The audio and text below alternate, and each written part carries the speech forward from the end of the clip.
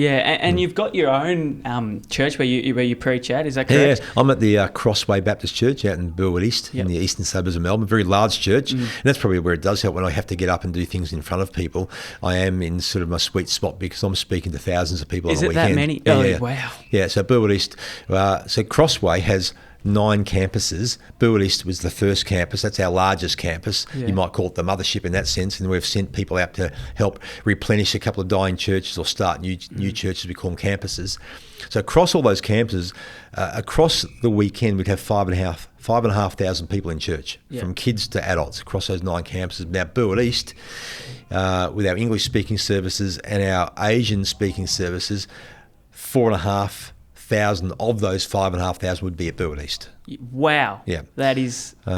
thereabouts. So I'm speaking to a lot of those. If I'm preaching, we've got 4 services, so you're speaking to a big crowd of people because the auditorium fits about 1,000 people. Wow. But also I'm speaking to the online audience. So our campus is the online studio too. So it gets filmed while... filmed, live streamed. So how many would go on the live stream? They reckon about 20,000, upwards of 20,000 people would watch our live stream throughout the week. That's heaps. So not at the same...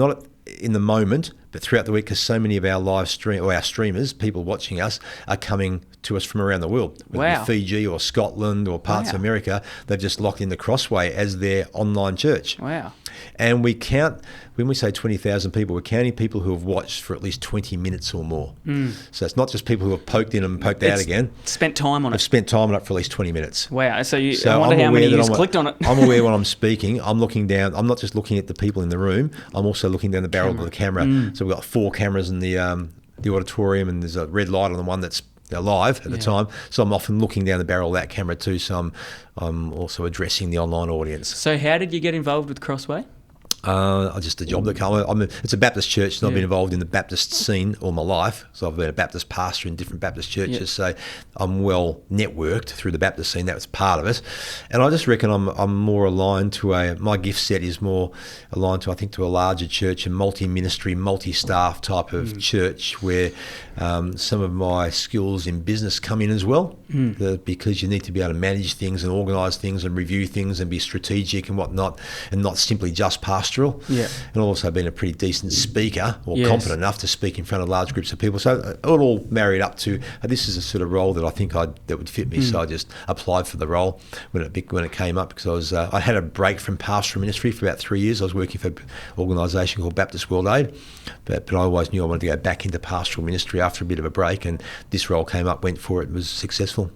And then the next 5 or 10 years, do you have any ideas? No, I reckon I'll stay at Crossway. Yeah, for sure. I've just been given a bit of an elevation, so I've got some of the other campus pastors that report to me as well. So I look after the Burwood East with my staff there, but there's also another 3 campuses, and they need to they've got a reporting line to me. So I'm a sort of like a regional pastor as well. So I can see myself there for at least another 5 years. Really enjoying it there. It's a church that's growing and very relevant. And we're seeing people come to faith, and we're seeing people just come back to church who have lapsed. It's just a great place to be a part of. Yeah, and then here at Essendon as well, you'll be here for... I want to be here till our next premiership. Hopefully that's not another 20 years, hopefully.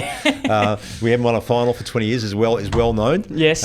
We're the butt of many jokes. You grew up as a Essendon supporter, You've watched every premiership. So since I was born, I've been to every one of our grand finals. So it's been, I think, 7 grand finals since I've been born. 4 wins, 3 losses. So a bit of heartbreak, saw some heartbreaking preliminary final losses, a couple of 1-point losses in prelims too. That hurts. So it's been a bit of a roller coaster along the way. But as a young supporter, we weren't too good when I was in primary school, but we came good during high school, and where we won our 84, 85 back premierships. And so always loved the Essendon Footy Club. It was interesting too, because in the year 2000, I was at the grand final, and I looked down, and I was still playing sport at the time. I was just coming to the end of my sporting career. End of hockey? And I looked down on the ground. I could see the Essendon chaplain. I had met him, and I had a very strong sense in my gut and my right that came upon me. That'll be you one day down there as the Essendon chaplain.